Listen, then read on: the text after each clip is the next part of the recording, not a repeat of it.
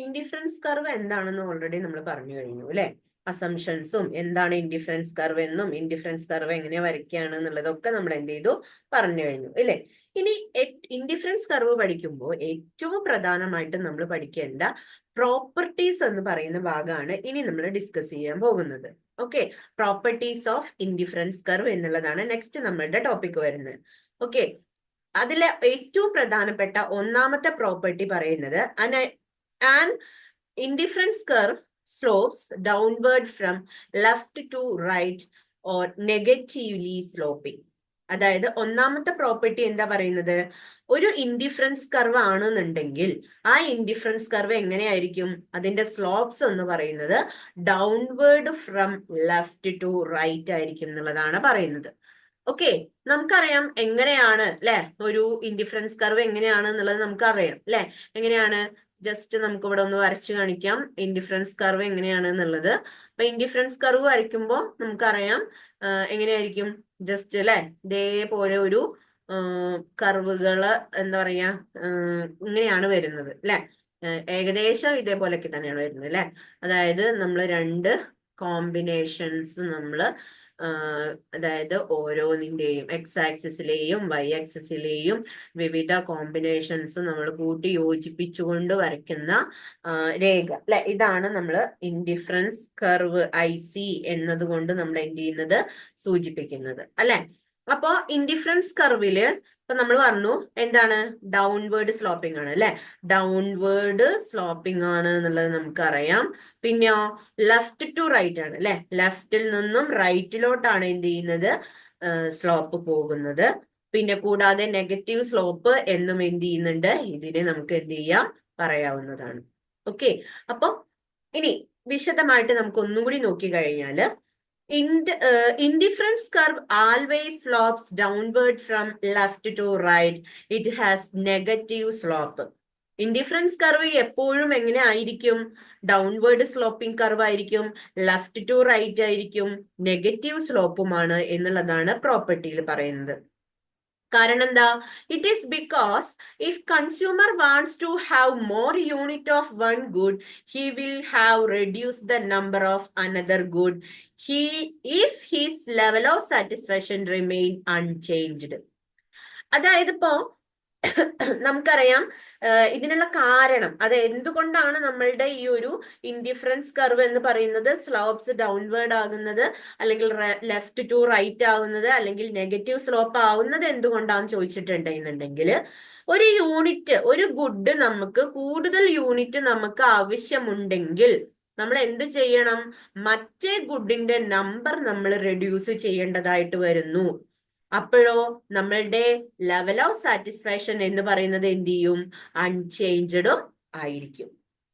Okay, അതുകൊണ്ടാണ് ഇവിടെ എന്ത് വരുന്നത്, ഇൻഡിഫറൻസ് കർവ് സ്ലോപ്സ് ഡൗൺവേർഡ് ആകാനുള്ള കാരണം. എന്തുകൊണ്ടാണ്, നമുക്ക് ഒരു യൂണിറ്റ് ഓഫ് ഗുഡ് അല്ലെങ്കിൽ ഒരു ഗുഡ് നമ്മൾ കൂടുതൽ യൂണിറ്റ് നമുക്ക് ആവശ്യമുണ്ടെങ്കിൽ നമ്മൾ എന്ത് ചെയ്യണം, നമ്മളുടെ ഒപ്പമുള്ള മറ്റേ ഗുഡിന്റെ എണ്ണം നമ്മൾ എന്ത് ചെയ്യണം, കുറയ്ക്കണം.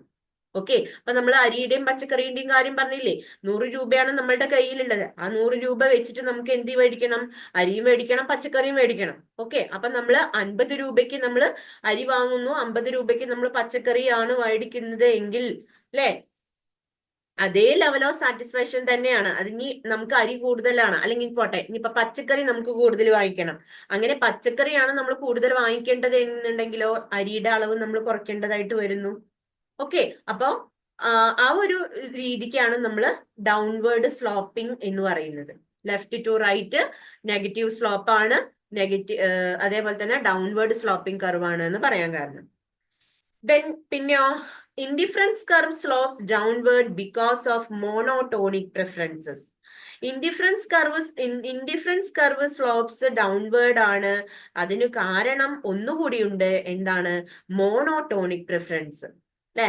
അപ്പൊ എന്താണ് ഈ മോണോടോണിക് പ്രിഫറൻസ് എന്ന് പറഞ്ഞു കഴിഞ്ഞാല്, നമ്മൾ ഈ ഒരു ഇൻഡിഫറൻസ് കർവ് അനാലിസിസിന്റെ അസംഷൻസ് പഠിക്കുമ്പോൾ നമ്മൾ ഫസ്റ്റ് പറഞ്ഞിട്ടുണ്ട് അല്ലെ, എന്താണ് മോണോടോണിക് പ്രിഫറൻസ് എന്താണ് എന്നുള്ളത്. കാരണം എന്താ, the greater consumption of commodity always offer him greater level of satisfaction അല്ലെ. കൺസ്യൂമർ പ്രിഫർ ചെയ്യുന്നത് എപ്പോഴും എങ്ങനെ ആയിരിക്കും, മോണോടോണിക് പ്രിഫറൻസ് ആണ് എന്ന് പറയുമ്പോൾ ആ മോണോടോണിക് പ്രിഫറൻസിൽ എന്തായിരിക്കും പ്രത്യേകത? ഒരു കമ്മോഡിറ്റിയിൽ നിന്നും എന്താണ് ഒരു കമ്മോഡിറ്റി നമ്മൾ കൂടുതലായിട്ട് കൺസംഷൻ ചെയ്യുമ്പോൾ അതിൽ നിന്നും ഗ്രേറ്റ് ലെവൽ ഓഫ് സാറ്റിസ്ഫാക്ഷൻ കിട്ടുന്നു എന്നുള്ളതാണ് മോണോടോണിക് പ്രിഫറൻസസ് എന്നതുകൊണ്ട് എന്ത് ചെയ്യുന്നത്, അർത്ഥമാക്കുന്നത്. ഓക്കെ, അപ്പൊ നിങ്ങൾക്ക് എല്ലാ പ്രോപ്പർട്ടീസ് മനസ്സിലായിട്ടുണ്ടാവും എന്ന് വിചാരിക്കുന്നു. നമ്മൾ ആദ്യത്തെ പ്രോപ്പർട്ടിയാണ് പറയുന്നത്, an indifference curve slopes downward from left to right എന്നുള്ള പ്രോപ്പർട്ടിയാണ് നമ്മളിവിടെ പറയുന്നത്. ഓക്കെ, ദെൻ രണ്ടാമത്തെ പ്രോപ്പർട്ടി നമുക്ക് നോക്കി നോക്കാം. എന്താണ് രണ്ടാമത്തെ പ്രോപ്പർട്ടിയിൽ വരുന്നത്? Every indifference curve to the right represent higher level of satisfaction. അതായത് ഈ റൈറ്റ് സൈഡിൽ, അതായത് ഇൻഡിഫറൻസ് കർവിന്റെ റൈറ്റ് സൈഡ് കാണിക്കുന്നതെങ്കിൽ, ഓക്കെ, അതായത് ഇപ്പൊ നമ്മളൊരു മാപ്പ് എടുക്കുകയാണെന്ന് വെച്ചോളൂ. ഓക്കെ, ഒരു മാപ്പ് നോക്കിക്കഴിഞ്ഞാൽ, നോക്കട്ടെ, നമ്മളുടെ മാപ്പ് വരുമ്പോ ഓക്കെ, നമ്മളുടെ മുമ്പത്തെ ഒരു മാപ്പ് നമുക്ക് നോക്കാം. ഓക്കെ, ഇതവിടെ മാപ്പ് വന്നിട്ടുണ്ട് അല്ലെ. അപ്പൊ റൈറ്റ് സൈഡിലേക്ക് പോകുമ്പോ നമുക്കറിയാലോ ഏതാ റൈറ്റ് ഏതാ ലെഫ്റ്റ് എന്നുള്ളത് അല്ലെ. അപ്പൊ ഈ ഭാഗത്തേക്ക് പോകുന്തോറും നമുക്ക് ഹയർ ലെവൽ ഓഫ് സാറ്റിസ്ഫാക്ഷനും അല്ലെ, ഈ ഭാഗത്തേക്ക് പോകുമ്പോഴോ ലോവർ ലെവൽ ഓഫ് സാറ്റിസ്ഫാക്ഷനും ആണ് നമുക്ക് കിട്ടുന്നത്. ഓക്കെ, ഈ ഭാഗത്തേക്ക് വരുമ്പോൾ നമുക്ക് ഹയർ ലെവൽ ഓഫ് സാറ്റിസ്ഫാക്ഷനും ഈ ഭാഗത്തേക്ക് വരുമ്പോൾ നമുക്ക് ലോവർ ലെവൽ ഓഫ് സാറ്റിസ്ഫാക്ഷനും ആണ് കിട്ടുന്നത്. മനസ്സിലായോ? അപ്പൊ അതാണ് നമ്മൾ എന്ത് ചെയ്യുന്നത്, പറയുന്നത്. രണ്ടാമത്തെ പ്രോപ്പർട്ടി എന്താ പറയുന്നത്? റൈറ്റ് സൈഡിൽ കാണിക്കുന്നത് ഹയർ ലെവൽ ഓഫ് സാറ്റിസ്ഫാക്ഷനും ലെഫ്റ്റ് സൈഡിൽ കാണിക്കുന്നത് ലോവർ ലെവൽ ഓഫ് സാറ്റിസ്ഫാക്ഷനും ആയിട്ടാണ് നമുക്ക് കാണിക്കുന്നത്. ഇനിയോ, this means IC2 shows higher level of satisfaction of than IC1. IC1നെയും IC2വിനെയും നമ്മൾ കമ്പയർ ചെയ്യുമ്പോൾ IC2 ആണ് എന്ത്, ഹയർ ലെവൽ ഓഫ് സാറ്റിസ്ഫാക്ഷൻ എന്ന് പറയുന്നത്. ഓക്കെ, ഇനി IC2വിനെയും IC3നെയും ആണ് നമ്മൾ കമ്പയർ ചെയ്യുന്നത് എങ്കിലോ IC3ക്കാണ് എന്ത് ചെയ്യുന്നത്, ഹയർ ലെവൽ ഓഫ് സാറ്റിസ്ഫാക്ഷൻ എന്ന് പറയുന്നത്. ഓക്കെ, അപ്പൊ റൈറ്റ് സൈഡിൽ ഏറ്റവും ഉയർന്നത് ഏതാണോ, ഉയർന്ന കർവ് ഏതാണോ അതായിരിക്കും എന്തെന്ന് പറയുന്നത്, ഹയർ ലെവൽ ഓഫ് സാറ്റിസ്ഫാക്ഷൻ നൽകുന്ന കർവ് എന്ന് പറയുന്നത്. ഓക്കെ, ക്ലിയർ ആണല്ലോ? In the above diagram, at point A, consumer gets 14 units of goods and 5 units of good buy. At point B, consumer gets 16 units of good and 5 unit of good buy. Thus, consumer get 2 more good unit of X. Point B, even amount of good buy is same point A. അതായത് ഇപ്പൊ diagram നമുക്ക് ഇവിടെ കാണിക്കുന്നില്ല, just imagine ചെയ്യുക. എന്താണ്, ഇപ്പൊ consumer get 14 unit of good X. ഒരു കൺസ്യൂമർക്ക് 14 unit good X കിട്ടുന്നുണ്ട്, 5 യൂണിറ്റ് ഗുഡ് വൈയും കിട്ടുന്നുണ്ട്. ഓക്കെ, എ എന്ന് പറയുന്ന പോയിന്റിൽ. ബി എന്ന് പറയുന്ന പോയിന്റിലാണെന്നുണ്ടെങ്കിൽ, കോമ്പിനേഷനിലാണെന്നുണ്ടെങ്കിൽ 16 ഗുഡ് യൂണിറ്റ് എക്സും 5 യൂണിറ്റ് ഗുഡ് വൈയും ആണ് എന്ത് ചെയ്യുന്നത്, കിട്ടുന്നത്. ഓക്കെ, പക്ഷേ എന്താണ് ഇവിടെ നമ്മളുടെ പറയുമ്പോ എന്താണ്, ഈ ഒരു ഡയഗ്രത്തില് അല്ലെങ്കിൽ ഈ ഒരു കാര്യത്തിൽ നമുക്ക് നോക്കുമ്പോൾ നമുക്കറിയാം, ഈ ഒരു ഡയഗ്രത്തിൽ നമുക്ക് എന്താ കാണിക്കാൻ പറ്റുന്നത്, 2 more unit of good at point B even when amount of Y same as point A.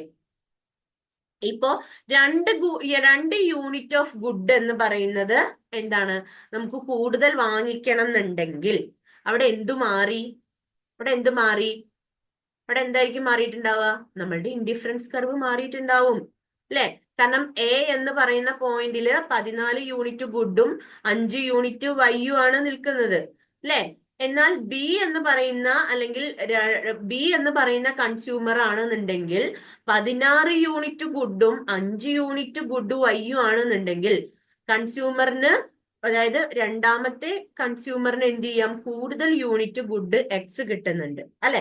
അപ്പൊ അങ്ങനെ വരുമ്പോൾ എന്താണ്, ഈ ഒരു ഗുഡ് എക്സ് എന്ന് പറയുന്നത് രണ്ട് ഇൻഡിഫറൻസ് കർവ് ആയിട്ടായിരിക്കും കാണുന്നത്. കാരണം ആദ്യത്തേതും രണ്ടാമത്തേതും തമ്മിൽ കമ്പയർ ചെയ്യുമ്പോൾ ഏറ്റവും കൂടുതൽ ഇപ്പൊ രണ്ടാമത്തെ ബി എന്ന് പറയുന്ന കൺസ്യൂമർക്കായിരിക്കും എന്തുണ്ടാവുന്നത്, അല്ലെങ്കിൽ എന്ത് ചെയ്യുന്നുണ്ട്, 16 യൂണിറ്റ് ഓഫ് ഗുഡും കിട്ടുന്നുണ്ട്, 5 യൂണിറ്റ് ഓഫ് വൈയും കിട്ടുന്നുണ്ട്.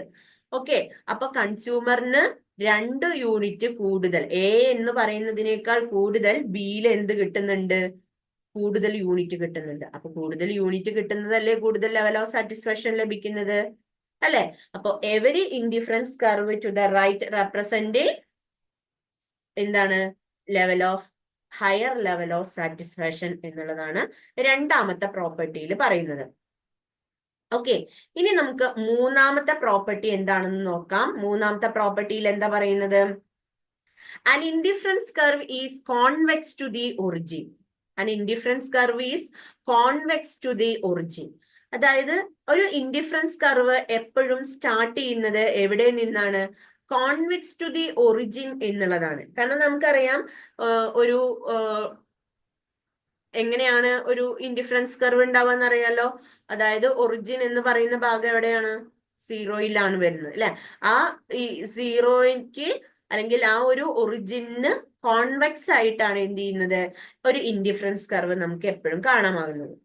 ഇനിയോ, as the good X increase, quantity of good X increases, it's MRS or slope of indifference curve on go diminishing. Quantity X എന്ന് പറയുന്ന ഗുഡ് എക്സിന്റെ ക്വാണ്ടിറ്റി ഇൻക്രീസ് ചെയ്യുകയാണെന്നുണ്ടെങ്കിൽ എന്ത് ചെയ്യുന്നു, മാർജിനൽ റേറ്റ് ഓഫ് സബ്സ്റ്റിറ്റ്യൂഷനോ അല്ലെങ്കിൽ ഇൻഡിഫറൻസ് കർവിന്റെ സ്ലോപ്പോ എന്ത് ചെയ്യുന്നുണ്ട്, ഡിമിനിഷ് ചെയ്തുകൊണ്ടിരിക്കും. അതായത് ഗുഡ് എക്സ് ഇൻക്രീസ് ചെയ്യുകയാണെന്നുണ്ടെങ്കിൽ അവിടെ എന്ത് ചെയ്യുന്നു, മാർജിനൽ റേറ്റ് ഓഫ് സബ്സ്റ്റിറ്റ്യൂഷൻ അല്ലെങ്കിൽ ഇൻഡിഫറൻസ് കർവിന്റെ സ്ലോപ്പ് എന്ന് പറയുന്നത് എങ്ങനെയായിരിക്കും, ഡിമിനിഷ് ആയിരിക്കും എന്നുള്ളതാണ് പറയുന്നത്. അതുകൊണ്ടാണ് ഇൻഡിഫറൻസ് കർവ് എന്ന് പറയുന്നത് കോൺവെക്സ് ടു ദി ഒറിജിൻ ആണ് എന്ന് പറയാൻ കാരണം. Okay, they shows that to gain equal amount of good X, consumer will decline its sacrifice of good Y. അതായത് ഇവിടെ അതായത് ഈ ഗുഡ് എക്സിന്റെ ഈക്വൽ എമൗണ്ട്, അതായത് ഗുഡ് എക്സിന്റെ എമൗണ്ടും ഈക്വൽ ആയിട്ട് കിട്ടണം എന്നുണ്ടെങ്കിൽ they shows that to gain equal amount of good X, equal amount of good X gain ചെയ്യണം എന്നുണ്ടെങ്കിൽ കൺസ്യൂമർ എന്ത് ചെയ്യണം, വൈ സാക്രിഫൈസ് ചെയ്യേണ്ടതായിട്ട് വരും. ഓക്കെ, ഗുഡ് എക്സും ഗുഡ് വൈയും ഒരേപോലെ ഗെയിൻ ചെയ്യണം, അല്ലെങ്കിൽ ഈക്വൽ എമൗണ്ട് ആണ് ഗെയിൻ ചെയ്യേണ്ടത് എങ്കിൽ ഗുഡ് വൈ എന്ത് ചെയ്യേണ്ടി വരും, സാക്രിഫൈസ് ചെയ്യേണ്ടതായിട്ട് വരുന്നു. പിന്നെ നമ്മൾ പറയുന്നത് മറ്റൊന്ന് എന്ന് പറയുന്നത് എന്താണ്, നമ്മളുടെ it shows that its marginal rate of substitution between point A and B will be declining as we keep on moving downwards on curve to point C. അതേപോലെ തന്നെ ഇപ്പോ നമുക്കറിയാം മാർജിനൽ റേറ്റ് ഓഫ് സബ്സ്റ്റിറ്റ്യൂഷൻ എന്താണെന്നുള്ളത്, അല്ലെ? അപ്പൊ A എന്ന് പറയുന്ന point ആണെന്നുണ്ടെങ്കിലും ബി എന്ന് പറയുന്ന പോയിന്റിലും മാർജിനൽ സബ്സ്റ്റിറ്റ്യൂഷൻ നമുക്ക് എന്ത് ചെയ്യുന്നുണ്ട്, കാണാൻ കഴിയുന്നുണ്ട്. കാരണം എന്താ വെച്ചാൽ അവിടെ എന്തിൽ നിന്നുണ്ട്, എയിൽ നിന്നും ബിയിലേക്കും ബിയിൽ നിന്ന് സിയിലേക്കും എന്ത് ചെയ്യാണ്, MRS എന്ന് പറഞ്ഞത് കുറഞ്ഞിട്ടായിരിക്കും വരുന്നത്. ഓക്കെ, അതായത് moving downward on curve to point C. Point സിയിലേക്ക് എത്തുമ്പോഴേക്കും എന്ത് ചെയ്യും, കുറഞ്ഞ് അത് ഡൗൺവേർഡ് സ്ലോപ്പിംഗ് ആയിട്ട് മാറുന്നു എന്നുള്ളതാണ് പറയുന്നത്. ഓക്കെ, ഇതാണ് മൂന്നാമത്തെ പ്രോപ്പർട്ടിയിൽ പറയുന്നത്, an indifference curve is convex to the origin എന്നുള്ളതാണ് മൂന്നാമത്തെ വരുന്നത്. ഓക്കെ, ദെൻ ഇനി നമുക്ക് അടുത്തത് പറയാനുള്ളത് ഏതാണ്, അടുത്ത ഒരു പ്രോപ്പർട്ടി. ഈ ഒരു പ്രോപ്പർട്ടി നാലാമത്തെ പ്രോപ്പർട്ടിയാണ് നമുക്ക് എന്ത് ചെയ്യാനുള്ളത്, ഇനി പറയാനുള്ളത്. ഓക്കെ, പ്രോപ്പർട്ടി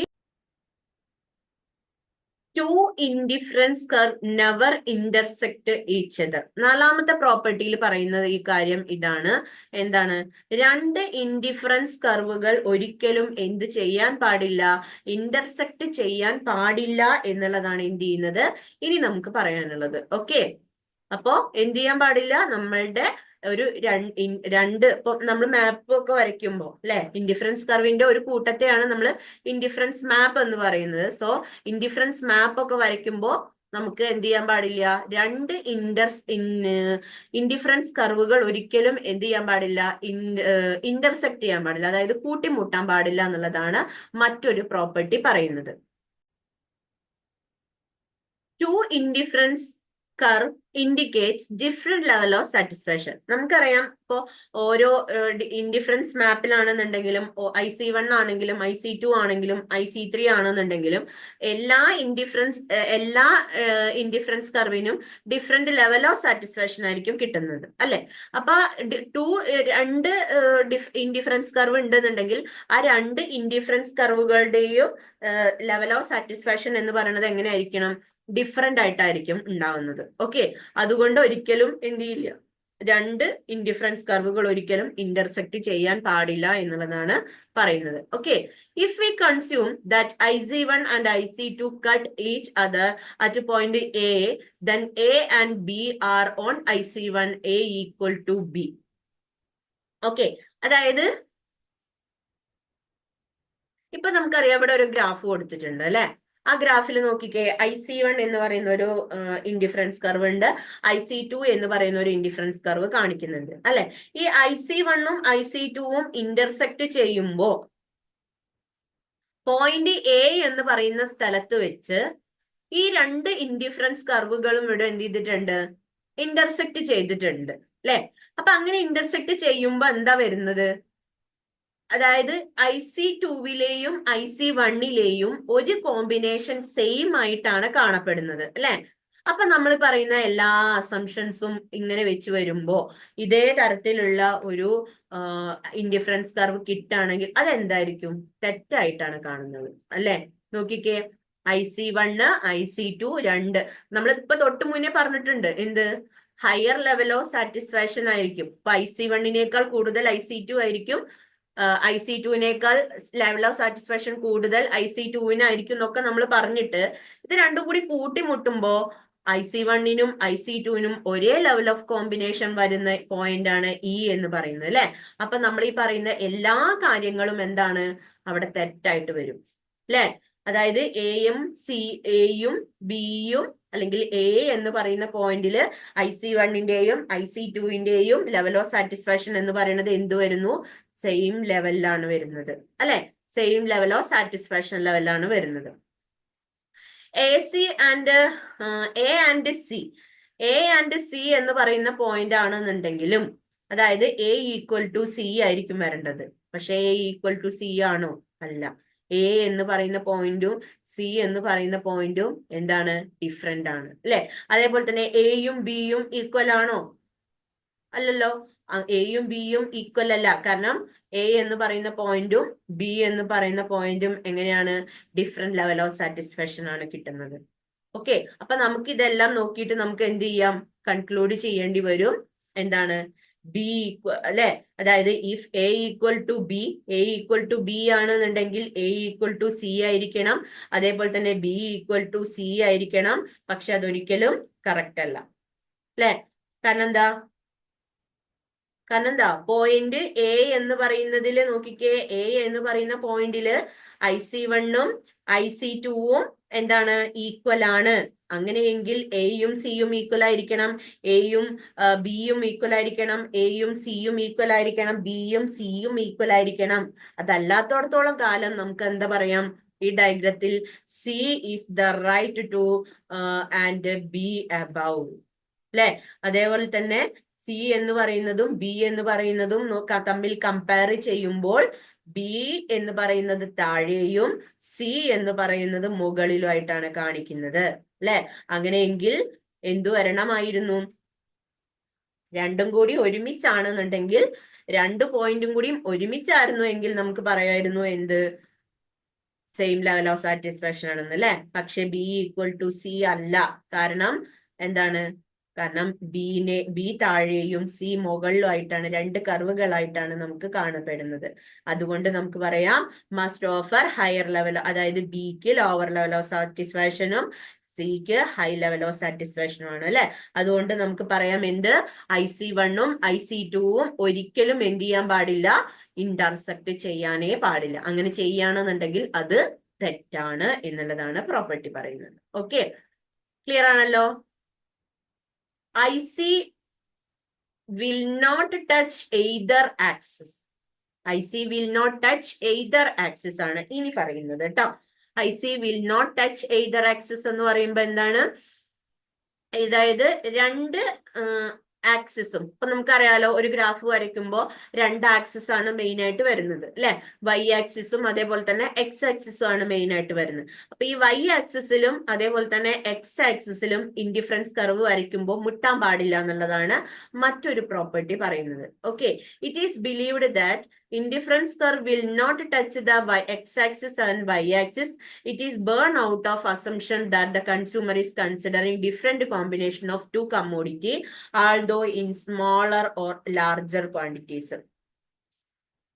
അതായത് ഇവിടെ നമുക്കറിയാം ഇപ്പൊ എക്സ് ആക്സിസിൽ മുട്ടുക അല്ലെങ്കിൽ വൈ ആക്സിസിൽ മുട്ടുക എന്ന് പറയുമ്പോൾ അവിടെ ഗുഡ് വൈയും ഗുഡ് എക്സും എന്ത് ചെയ്യാം, ഏതെങ്കിലും ഒന്ന് സീറോയിലേക്ക് വരേണ്ടി വരും അല്ലെ.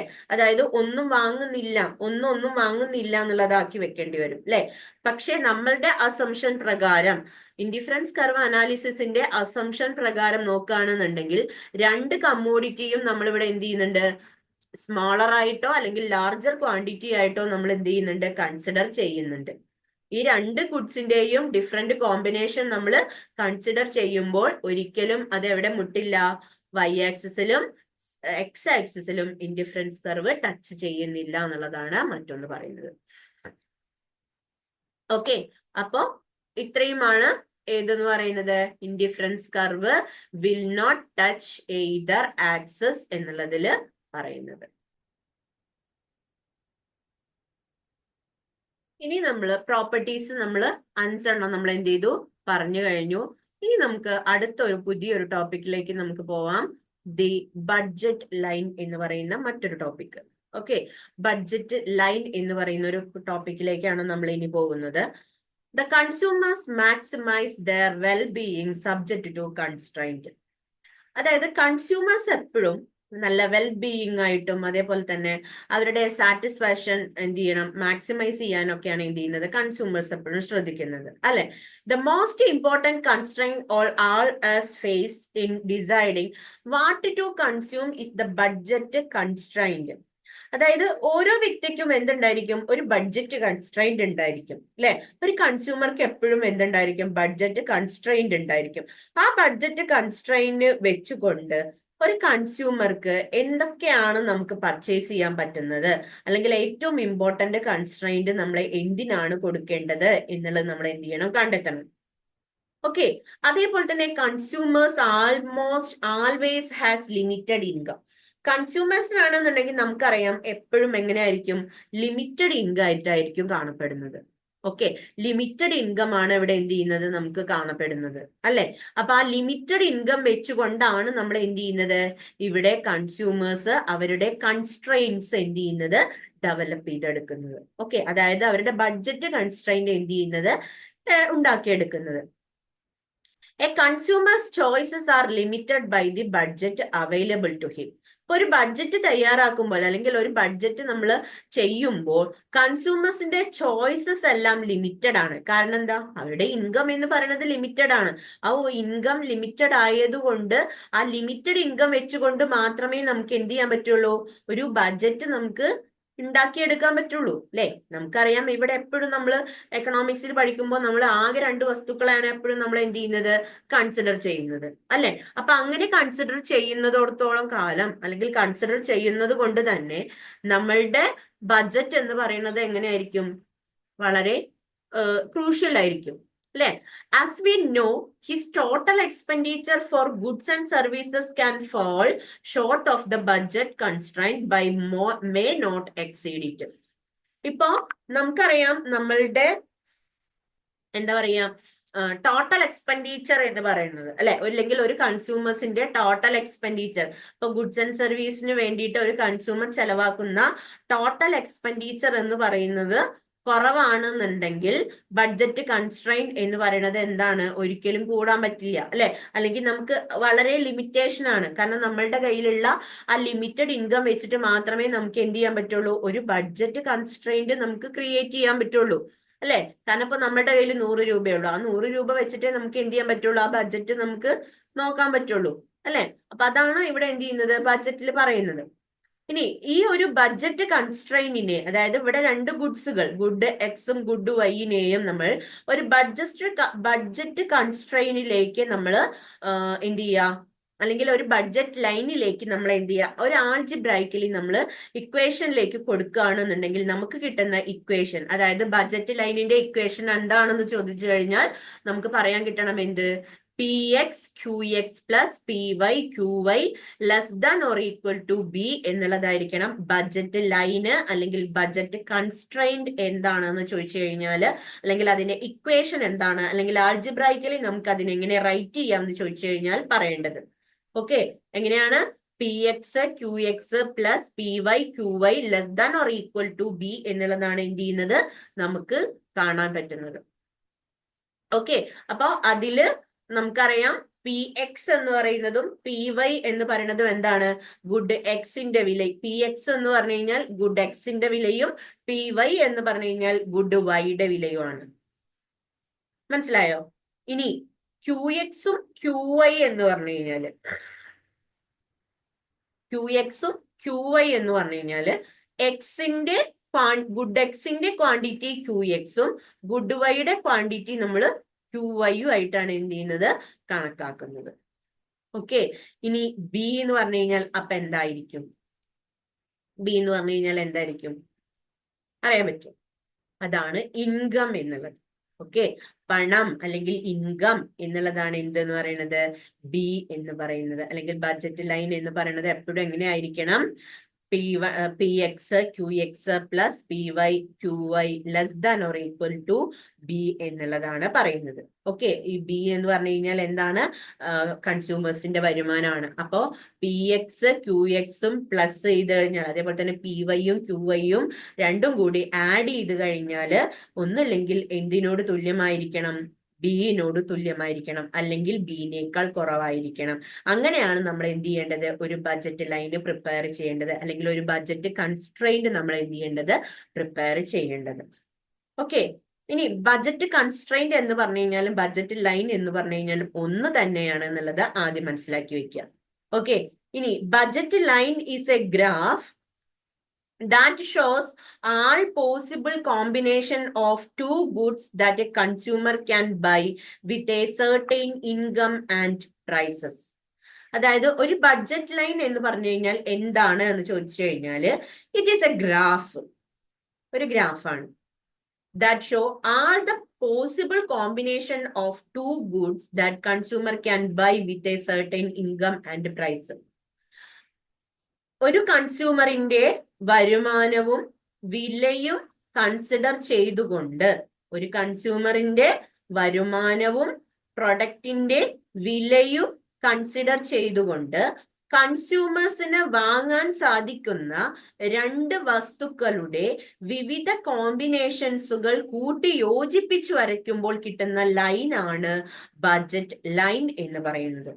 ഓക്കെ, ബഡ്ജറ്റ് ലൈൻ എന്ന് പറഞ്ഞു കഴിഞ്ഞാൽ എന്താണ്, കൺസ്യൂമേഴ്സിന്റെ ഉള്ള വരുമാനവും വസ്തുക്കളുടെ പ്രൈസും വെച്ചുകൊണ്ട് കൺസ്യൂമേഴ്സിന് വാങ്ങാൻ സാധിക്കുന്ന രണ്ട് വസ്തുക്കളുടെ വിവിധ കോമ്പിനേഷൻസ് കാണിക്കുന്ന ഒരു ലൈനാണ് ഇതെന്ന് പറയുന്നത് ബഡ്ജറ്റ് ലൈൻ എന്നതുകൊണ്ട് എന്ത് ചെയ്യുന്നത്, അർത്ഥമാക്കുന്നത്. ഓക്കെ, ഇപ്പൊ എന്താണ് ബഡ്ജറ്റ് ലൈൻ എന്നുള്ളത് എല്ലാവർക്കും ക്ലിയർ ആയിട്ടുണ്ടാവുമല്ലോ. ബഡ്ജറ്റ് ലൈൻ എന്താണെന്നുള്ളത് പഠിക്കുക. ദെൻ അതിന്റെ ഇക്വേഷൻ എന്താണ് വരുന്നത്, പി എക്സ് എന്താണ്, ക്യൂ എക്സ് എന്താണ്, പി വൈ എന്താണ്, ക്യൂ വൈ എന്താണ് എന്നുള്ളതും എന്ത് ചെയ്യുക, നോട്ട് ചെയ്ത് വെക്കുക. ഓക്കെ, ക്ലിയർ ആണല്ലോ.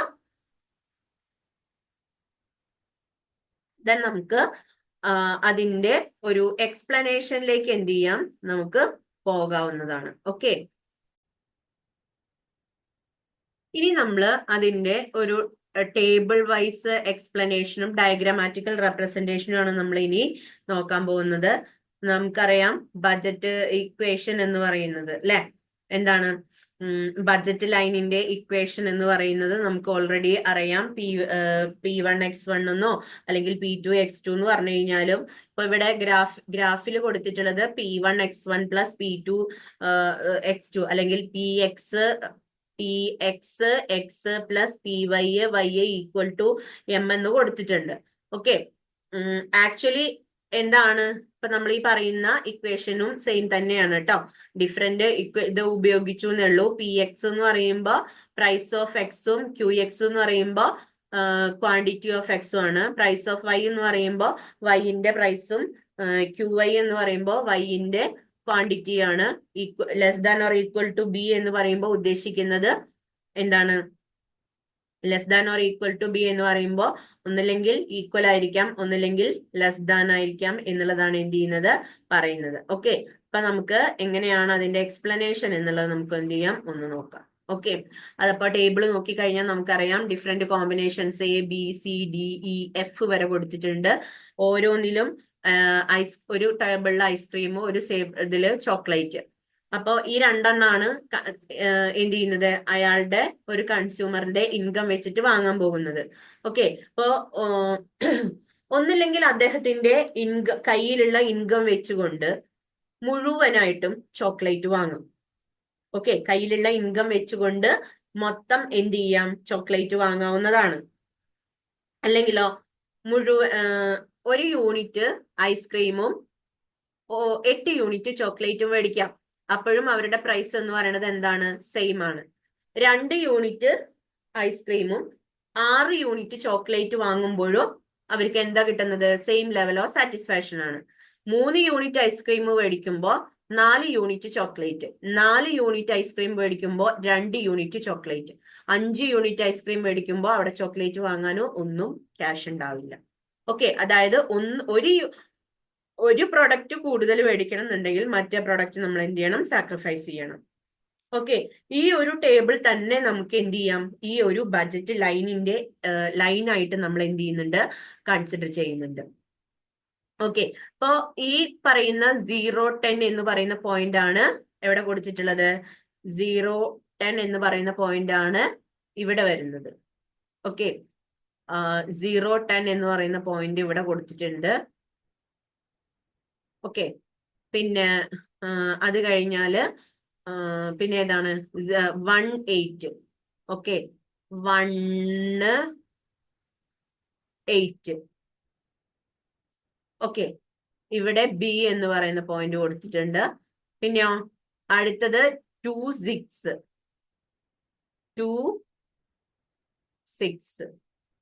അല്ലെ. പിന്നെയോ 3-4.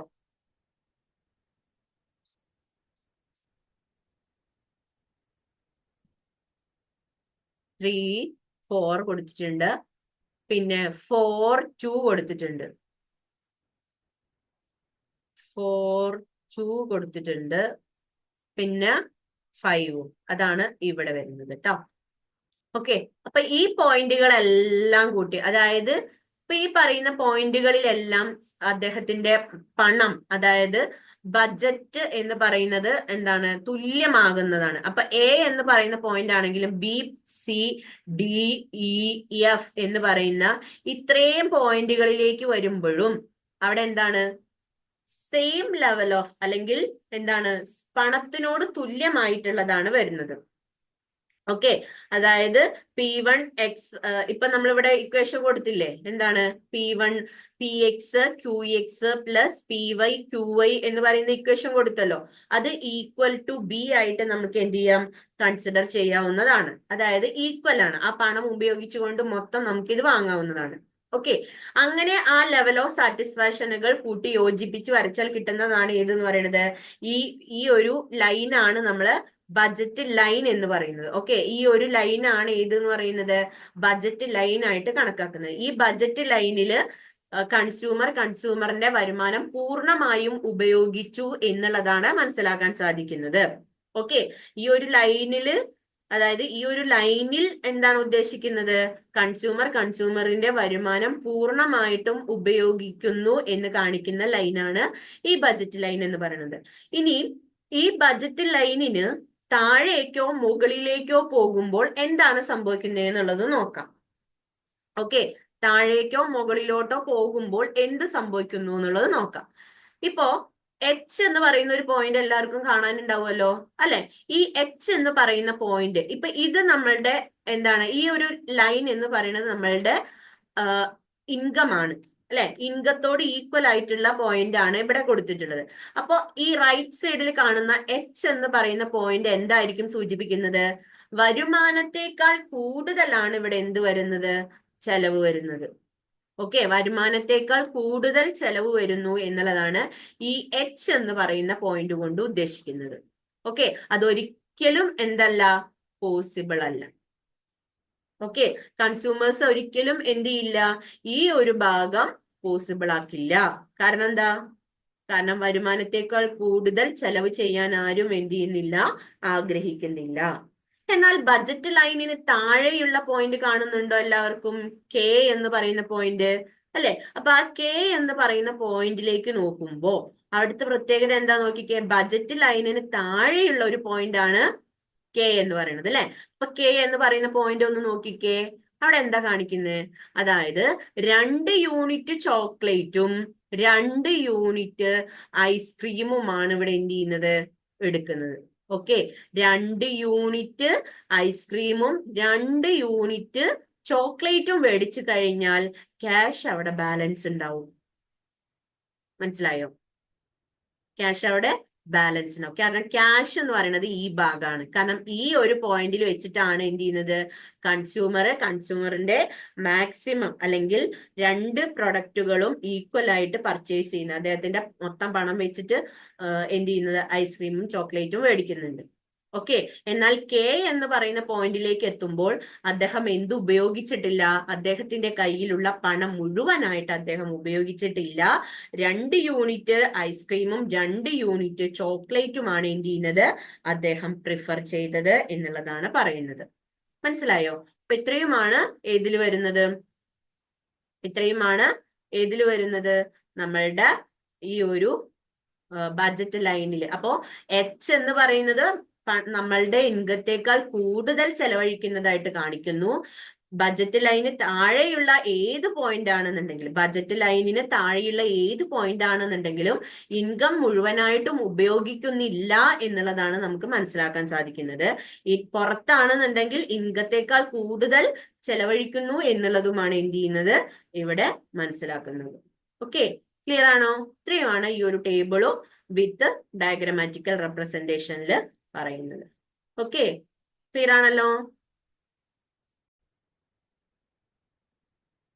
ഇനി നമ്മൾ കൺസ്യൂമർ ഇക്വിലിബ്രിയം എന്ന് പറയുന്ന മറ്റൊരു ടോപ്പിക്കാണ് നമ്മൾ ഡിസ്കസ് ചെയ്യാൻ പോകുന്നത്. ഓക്കെ, കൺസ്യൂമർ ഇക്വിലിബ്രിയം എന്ന് പറയുമ്പോൾ കൺസ്യൂമേഴ്സ് എപ്പോഴാണ് ഈക്വലി അല്ലെങ്കിൽ ബാലൻസിങ് ആവുന്ന, അല്ലെങ്കിൽ ഇക്വിലിബ്രിയം എന്ന് പറഞ്ഞു കഴിഞ്ഞാൽ ഉദ്ദേശിക്കുന്നത് ബാലൻസിങ് എന്നുള്ളതാണ് കേട്ടോ. അപ്പൊ കൺസ്യൂമേഴ്സ് എപ്പോഴാണ് ഇക്വിലിബ്രിയത്തിൽ എത്തുന്നത് അല്ലെങ്കിൽ ബാലൻസിങ് ആവുന്നതെന്ന് ചോദിച്ചു കഴിഞ്ഞാൽ അതിന് വേണ്ടിയിട്ടുള്ള രണ്ട് കാര്യങ്ങളാണ് നമ്മൾ പറഞ്ഞിട്ടുള്ളത്. ഈ പാഠത്തിൽ നമ്മൾ ഇൻഡിഫറൻസ് കർവ് എന്താണെന്നും ബജറ്റ് ലൈൻ എന്താണെന്നുള്ളതും നമ്മൾ ഓൾറെഡി പഠിച്ചു കഴിഞ്ഞു. ഇനി അത് എന്തിനാ നമ്മൾ പഠിച്ചതെന്ന് ചോദിച്ചു കഴിഞ്ഞാൽ കൺസ്യൂമേഴ്സിന്റെ ഇക്വിലിബ്രിയം എക്സ്പ്ലെയിൻ ചെയ്യുന്നത് ഇൻഡിഫറൻസ് കർവ് അനാലിസിസ് ഉപയോഗിച്ചുകൊണ്ടും ബജറ്റ് ലൈന് അനാലിസിസ് ഉപയോഗിച്ചുകൊണ്ടുമാണ് നമ്മൾ എന്ത് ചെയ്യുന്നത്, കൺസ്യൂമറിന്റെ ഇക്വിലിബ്രിയം നമ്മൾ എക്സ്പ്ലെയിൻ ചെയ്യുന്നത്. ഓക്കെ, കൺസ്യൂമേഴ്സിന്റെ ഇക്വിലിബ്രിയം എക്സ്പ്ലെയിൻ ചെയ്യുന്നതിന് വേണ്ടി നമ്മൾ ഉപയോഗിക്കുന്ന 2 കൺസെപ്റ്റുകൾ ഏതൊക്കെയാണെന്ന് ചോദിച്ചു കഴിഞ്ഞാൽ ഒന്ന് ഇൻഡിഫറൻസ് കർവും ഒന്ന് ബജറ്റ് ലൈനും ആണ്. Okay, we are in a position to explain how a consumer reaches equilibrium position by choosing his optimal consumption bundle given the constraint. ഇനി എപ്പോഴാണ് ഒരു കൺസ്യൂമർ ഇക്വിലിബ്രിയം പൊസിഷനിൽ എത്തുന്നത് എന്ന് എക്സ്പ്ലെയിൻ ചെയ്യുന്നതാണ് കൺസ്യൂമർ ഇക്വിലിബ്രിയം എന്ന് പറയുന്നത്. അവിടെ കൺസ്യൂമർ ചൂസ് ചെയ്യുന്നത് ഒപ്റ്റിമം കൺസംഷൻ ബണ്ടിലും അതേപോലെ തന്നെ ബജറ്റ്, അതായത് ഒപ്റ്റിമൽ കൺസംഷൻ ബണ്ടിൽ എന്ന് പറഞ്ഞു കഴിഞ്ഞാൽ ഇൻഡിഫറൻസ് കർവും ഗിവൺ ദി കൺസ്ട്രെയിന്റ് എന്ന് പറഞ്ഞു കഴിഞ്ഞാൽ ബജറ്റ് ലൈനിനെയുമാണ് സൂചിപ്പിക്കുന്നത്. So, a consumer is in equilibrium when he deriving maximum possible satisfaction from the goods and therefore needs position to rearrange his purchase of goods. Okay, ഒരു consumer ഇക്വിലിബ്രിയത്തിൽ എപ്പോഴാണ് എത്തുന്നത് എന്ന് ചോദിച്ചു കഴിഞ്ഞാൽ ഒരു ഗുഡ്സിൽ നിന്നും കിട്ടുന്ന മാക്സിമം പോസിബിൾ സാറ്റിസ്ഫാക്ഷൻ ഡിറൈവ് ചെയ്യുന്നു, അതേപോലെ തന്നെ പർച്ചേസ് ഓഫ് ഗുഡ്സിന്റെ പൊസിഷൻ നമ്മൾ എന്ത് ചെയ്യുന്നു, റീഅറേഞ്ച് ചെയ്യുന്നില്ല. ഓക്കെ, അതായത് നമ്മൾ ഒരു ഗുഡ്സിന്റെ സാറ്റിസ്ഫാക്ഷൻ മാക്സിമം പോസിബിൾ ആകുന്നത് എങ്ങനെയാണോ അതേ രീതിയിൽ, ഓക്കെ, അതായത് എല്ലാം ഈക്വൽ ആകുന്ന തരത്തിലായിരിക്കണം ഒരു കൺസ്യൂമറിന്റെ ഇക്വിലിബ്രിയം എന്ന് പറയുന്നത്. ഓക്കെ, അപ്പൊ കൺസ്യൂമർ ഇക്വിലിബ്രിയം എക്സ്പ്ലെയിൻ ചെയ്യുന്നതിന് ഇൻഡിഫറൻസ് കർവും ബഡ്ജറ്റ് ലൈനുമാണ് നമ്മൾ ഉപയോഗിക്കുന്നതെന്ന് നമ്മൾ പറഞ്ഞു. ഇനി എന്തൊക്കെയാണ് ഈ ഒരു കൺസ്യൂമർ ഇക്വിലിബ്രിയത്തിന്റെ അസംഷൻ എന്ന് പറയുന്നത് ഏതൊക്കെയാണ് എന്നുള്ളത് നോക്കാം. ഒന്ന്, the consumer has a given indifference map which shows his scale of preference for various combinations of two goods X and Y. അതായത് ഇവിടെ നമ്മൾ കൺസ്യൂമർ എന്ത് ചെയ്യുന്നുണ്ട്, ഇൻഡിഫറൻസ് മാപ്പ് ഉപയോഗിക്കുന്നുണ്ട്. കാരണം ഇൻഡിഫറൻസ് മാപ്പ് മാപ്പ് നോക്കുമ്പോൾ നമുക്ക് അറിയാൻ പറ്റുന്നത് എന്താണ്, രണ്ട് വസ്തുക്കളുടെ വിവിധ കോമ്പിനേഷൻസിന്റെ സ്കെയിൽ ഓഫ് പ്രിഫറൻസ് ആണ് എന്ത് ചെയ്യുന്നത്, ഇൻഡിഫറൻസ് മാപ്പിൽ കൊടുത്തിട്ടുണ്ടാവുന്നത്. ഓക്കെ, അപ്പൊ അത് എന്താണ്, കൺസ്യൂമർ ഇക്വിലിബ്രിയത്തിന്റെ ഒരു അസംഷൻ ആണ് അല്ലെങ്കിൽ സങ്കല്പമാണ്. ഓക്കെ, കൺസ്യൂമർ എന്ന് പറയുന്നത് ഇൻഡിഫറൻസ് മാപ്പ് ആണ് കൊടുത്തിട്ടുള്ളത്. കാരണം ആ ഒരു ഇൻഡിഫറൻസ് കർവിലെ മാപ്പിൽ എന്ത് കൊടുത്തിട്ടുണ്ടായിരിക്കും, രണ്ട് വസ്തുക്കളുടെ വിവിധ കോമ്പിനേഷൻസിന്റെ സ്കെയിൽ ഓഫ് പ്രിഫറൻസ് ഏതൊക്കെയാണെന്നുള്ളത് നമുക്ക് കാണാം. കാരണം IC1, IC2, IC3 എന്ന് പറയുന്ന മാപ്പ് ഇൻഡിഫറൻസ് കർവ് ഉണ്ടായിരിക്കും. ആ ഇൻഡിഫറൻസ് കർവിലെ ഏറ്റവും താഴെയുള്ളത് ലോവർ ലെവൽ ഓഫ് സാറ്റിസ്ഫാക്ഷനും ഏറ്റവും മുകളിലുള്ളത് ഹയർ ലെവൽ ഓഫ് സാറ്റിസ്ഫാക്ഷനുമാണ് എന്ത് ചെയ്യുന്നത്, ഉണ്ടാവുന്നത്. ഓക്കെ, ഇനി രണ്ടാമത്തെ അസംഷൻ എന്ന് പറഞ്ഞു കഴിഞ്ഞാൽ he has a fixed money income which has to spend wholly good X and Y. അതായത് കൺസ്യൂമേഴ്സിന്റെ ഇൻകം എന്ന് പറയുന്നത് ഇവിടെ ഫിക്സഡ് ആണ്. ആ ഫിക്സഡ് ഇൻകം മുഴുവനായും ഗുഡ് വൈയും ഗുഡ് എക്സും വാങ്ങുന്നതിന് വേണ്ടി ചെലവാക്കുന്നു എന്നുള്ളതാണ് രണ്ടാമത്തെ അസംഷൻ എന്ന് പറയുന്നത്. ഓക്കെ, രണ്ടാമത്തെ അസംഷൻ എന്താണ്, മണി ഇൻകം എന്ന് പറയുന്നത് ഫിക്സഡ് ആണ്. അതേപോലെ തന്നെ മുഴുവൻ പൈസയും വെച്ചിട്ട് എന്ത് ചെയ്യുന്നു, ഗുഡ് എക്സും ഗുഡ് വൈയും വാങ്ങിക്കുന്നു എന്നുള്ളതാണ് ഇവിടെ എന്ത് ചെയ്യുന്നത്, പറയുന്നത്. മൂന്നാമത്തെ അസംഷൻ എന്ന് പറയുന്നത് the price of good X and Y are given and are fixed. അതേപോലെ തന്നെ ഗുഡ് വൈയുടെയും ഗുഡ് എക്സിന്റെയും പ്രൈസ് എന്ന് പറയുന്നതും ഇവിടെ ഫിക്സഡ് ആക്കിയിട്ടാണ് വെച്ചിട്ടുള്ളത്. ഓക്കെ, പ്രൈസിന്റെ അതായത് ഗുഡ് വൈന്റെയും ഗുഡ് എക്സിന്റെയും പ്രൈസ് എന്ന് പറയുന്നത് എങ്ങനെയാണ്, ഫിക്സഡ് ആക്കിയിട്ട് വെക്കുന്നു. പിന്നെയോ ഇവിടുത്തെ ഗുഡ്സിന്റെ പ്രത്യേകത എന്താണ്, all goods are homogeneous and divisible. അല്ലെ, എല്ലാ ഗുഡ്സുകളും എങ്ങനെയാണ്, ഹോമോജീനിയസ് പ്രൊഡക്റ്റുകളായിട്ടാണ് ഇവിടെ നമ്മൾ കൺസിഡർ ചെയ്യുന്നത്. ഓക്കെ, ഹോമോജീനിയസ് പ്രൊഡക്റ്റ് എന്ന് പറഞ്ഞു കഴിഞ്ഞാൽ എന്താണ്, ഒരേപോലെയുള്ള സാധനങ്ങളാണ് ഇവിടെ കൺസ്യൂമർ സെലക്ട് ചെയ്യുന്നത്. പിന്നെയോ the consumer act rationally and maximise his satisfaction. Consumer എപ്പോഴും ഇവിടെ എങ്ങനെയാണ് ആക്ട് ചെയ്യുന്നത്, റാഷണലി ആണ് ആക്ട് ചെയ്യുന്നത്. കാരണം എന്താ വെച്ച് കഴിഞ്ഞാല് എപ്പോഴും റാഷണൽ ആയിട്ട് പ്രവർത്തിക്കുന്നു എന്ന് പറയാൻ കാരണം എന്താ, നമ്മളുടെ ഒരു കൺസ്യൂമറിന്റെ ആവശ്യകത എന്താണ്, മാക്സിമം സാറ്റിസ്ഫാക്ഷൻ അറ്റൈൻ ചെയ്യുക എന്നുള്ളതാണ്. ഓക്കെ, ഇതൊക്കെയാണ് കൺസ്യൂമർ ഇക്വിലിബ്രിയത്തിന്റെ അസംഷൻസ് എന്നുള്ളതിൽ എന്ത് ചെയ്യുന്നത്, വരുന്നത്. ഓക്കെ, ക്ലിയർ ആണല്ലോ. ഇനി നമുക്ക് കൺസ്യൂമർ ഇക്വിലിബ്രിയത്തിന്റെ മീനിങ് ഒന്നും കൂടി നമുക്ക് എന്ത് ചെയ്യാം, പറയാവുന്നതാണ്. മീനിങ്ങിലേക്ക് വരുമ്പോൾ consumer equilibrium refers to optimum choice of the consumers. അല്ലെ, മീനിങ് എന്താണെന്ന് ചോദിച്ചു കഴിഞ്ഞാൽ നമുക്ക് പറയാം എന്ത്, കൺസ്യൂമേഴ്സ് ഇക്വിലിബ്രിയം എന്ന് പറഞ്ഞു കഴിഞ്ഞാല് എന്താണ് ഉദ്ദേശിക്കുന്നത്, കൺസ്യൂമേഴ്സിന്റെ എന്താണ് മാക്സിമം ചോയ്സ് ആണ് കൺസ്യൂമർ ഇക്വിലിബ്രിയം ആയിട്ട് നമ്മൾ എന്ത് ചെയ്യുന്നത്, കൺസിഡർ ചെയ്യുന്നത്. ഓക്കെ, ഇനിയോ in terms of indifference curve analysis consumer reaches his optimum choices when two conditions are satisfied. Indifference curve അനാലിസിസിന്റെ ടേംസിലാണെന്നുണ്ടെങ്കിൽ കൺസ്യൂമർ റീച്ച് ചെയ്യുന്നത് അദ്ദേഹത്തിന്റെ രണ്ട് പോയിന്റുകൾ അല്ലെങ്കിൽ രണ്ട് കണ്ടീഷൻസ് സാറ്റിസ്ഫൈ ചെയ്യുമ്പോഴാണ്. എന്താണ് രണ്ട് കണ്ടീഷൻ എന്ന് പറയുന്നത്, ഒന്ന് MRS equal to PX divided by PY ആയിരിക്കണം എന്നുള്ളതും മറ്റൊന്ന് budget line should be tangent to IC എന്നുള്ളതുമാണ്. ഓക്കെ, ബഡ്ജറ്റ് ലൈൻ എന്ന് പറയുന്നത് ഇൻഡിഫറൻസ് കർവും, അതായത് എപ്പോഴാണ് കൺസ്യൂമർ ഇക്വിലിബ്രിയത്തിൽ എത്തുന്നത്, രണ്ട് കാര്യങ്ങൾ സാറ്റിസ്ഫൈഡ് ആവണം. ഒന്ന് MRS ഈക്വൽ ടു എന്തായിരിക്കണം, PX ഡിവൈഡഡ് ബൈ PY ആയിരിക്കണം. രണ്ടാമത്തെ എന്ന് പറഞ്ഞു കഴിഞ്ഞാൽ ബഡ്ജറ്റ് ലൈനും ഇൻഡിഫറൻസ് കർവും എപ്പോഴാണോ ടാൻജന്റ് ചെയ്യുന്നത് അവിടെ ആയിരിക്കണം എന്ത്, കൺസ്യൂമറിന്റെ ഇക്വിലിബ്രിയം എന്ന് പറയുന്നത് കാണപ്പെടുന്നത്. Okay, thus consumer is said to be in equilibrium when he maximized his satisfaction, his income and the price of the commodity he consumes. അപ്പോ ബഡ്ജറ്റ് ലൈനും ഇൻഡിഫറൻസ് കർവും കൂടി എവിടെയാണോ ടാൻജന്റ് ചെയ്യുന്നത് അവിടെ ആയിരിക്കും നമ്മൾ എന്ത് ചെയ്യുന്നത്, ഇക്വിലിബ്രിയം പൊസിഷനിൽ എത്തുന്നത്. ആ ഇക്വിലിബ്രിയം പൊസിഷൻ എന്ന് പറയുമ്പോൾ അവിടുത്തെ ഉദ്ദേശം എന്താണ്, കൺസ്യൂമേഴ്സ് തന്റെ ഇൻകം എന്ന് പറയുന്നത് ഉപയോഗിച്ചുകൊണ്ട് maximum level of satisfaction attain ചെയ്യുന്നു. അതേപോലെ തന്നെ കൺസ്യൂമേഴ്സ് പ്രൈസ് ഓഫ് കമ്മോഡിറ്റി അദ്ദേഹത്തിന്റെ വരുമാനം വെച്ചുകൊണ്ട് അദ്ദേഹം എന്ത് ചെയ്യുന്നു, മാക്സിമം സാറ്റിസ്ഫാക്ഷൻ അറ്റൈൻ ചെയ്യുന്നു എന്നുള്ളതാണ് ഇക്വിലിബ്രിയം എന്നതുകൊണ്ട് ഉദ്ദേശിക്കുന്നത്. ഓക്കെ, ഇനി നമുക്ക് എന്ത് ചെയ്യാം, അത് ഗ്രാഫിൽ എങ്ങനെയാണ് വരുന്നത് എന്നുള്ളത് നോക്കാം. ഓക്കെ, PL എന്ന് പറയുന്നത് എന്താണ്, പ്രൈസ് ലൈന്, അതേപോലെ തന്നെ ബഡ്ജറ്റ് ലൈന് എന്നൊക്കെ പറയുന്നതാണ് പ്രൈസ് ഏത് പറയുന്നത്, PL എന്ന് പറയുന്ന ലൈന്. ഓക്കെ, ദെൻ PL എന്ന് പറയുന്ന ലൈന് കൂടാതെ IC1, IC2, IC3, IC4, IC5 എന്ന് പറയുന്ന വിവിധ തരത്തിലുള്ള ഇൻഡിഫറൻസ് കർവുകളും എന്ത് ചെയ്തിട്ടുണ്ട്, ഇവിടെ നമുക്ക് കാണാൻ സാധിക്കുന്നുണ്ട് അല്ലെ. അപ്പോ ഇൻഡിഫറൻസ് കർവ് IC1, IC2 എന്നൊക്കെ പറഞ്ഞു കഴിഞ്ഞാൽ എന്താണെന്ന് അറിയാലോ. IC1 indifference curve 1, IC2 indifference curve 2, IC3 എന്ന് പറയുന്നത് ഇൻഡിഫറൻസ് കർവ് 3, IC4 എന്ന് പറഞ്ഞു കഴിഞ്ഞാൽ ഇൻഡിഫറൻസ് കർവ് 4, IC5 എന്ന് പറഞ്ഞു കഴിഞ്ഞാൽ ഇൻഡിഫറൻസ് കർവ് 5 ആണ്.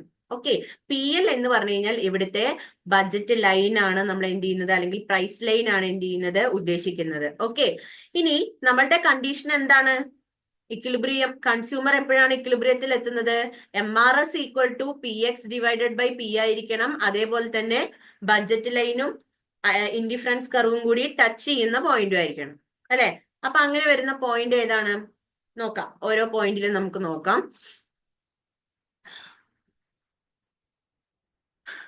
R എന്ന് പറയുന്ന ഒരു ഇത് കാണുന്നുണ്ടല്ലോ നിങ്ങൾക്ക് അല്ലെ. R എന്ന് പറയുന്ന ഭാഗം നമുക്ക് കാണാനുണ്ട്. R എന്ന് പറയുന്ന ഭാഗം ഏതാണ്, ഏതാ, ഈ ഒരു ഭാഗം അല്ലെ. ഈ ഒരു ഭാഗത്ത് നമുക്ക് R എന്ന് പറയുന്ന പോയിന്റ്, R എന്ന് പറയുന്ന പോയിന്റിൽ ഈ രണ്ട്, ഇതും അതേപോലെ തന്നെ ഇതും, ഈ രണ്ട് ഇക്വേഷനും സാറ്റിസ്ഫൈ ചെയ്യുന്നുണ്ടോ എന്ന് നോക്കുക. ഒന്നാമത്തെ എന്താണ്, MRS equal to PX divided by PY ആണോ എന്നുള്ളത് നോക്കുക. ഓക്കെ, അതേപോലെ തന്നെ ബഡ്ജറ്റ് ലൈനും ഇൻഡിഫറൻസ് കർവും ടാൻജന്റ് ഉണ്ടോ എന്നുള്ളത് അല്ലെ. അപ്പൊ R എന്ന് പറയുന്ന പോയിന്റില് എന്ത് ചെയ്തിട്ടുണ്ട്, IC1ഉം അതേപോലെ തന്നെ എന്താ പറയാ, IC1ഉം ബഡ്ജറ്റ് ലൈനും കൂടി ഇന്റർസെക്ട് ചെയ്യുന്നുണ്ട്. പക്ഷെ മാർജിനൽ റേറ്റ് ഓഫ് സബ്സ്റ്റിറ്റ്യൂഷൻ എന്ന് പറയുന്നത് എന്തില്ല, അതായത് PX ഡിവൈഡഡ് ബൈ PY ആയിട്ട് നമുക്ക് കാണാനില്ല. ഓക്കെ, കാരണം PX ഡിവൈഡഡ് ബൈ PY എന്ന് പറഞ്ഞു കഴിഞ്ഞാൽ എന്താ ഉദ്ദേശിക്കുന്നത്, എക്സിന്റെ പ്രൈസും വൈന്റെ പ്രൈസും ഈക്വൽ ആണ്, MRSനോട് ഈക്വൽ ആണ്.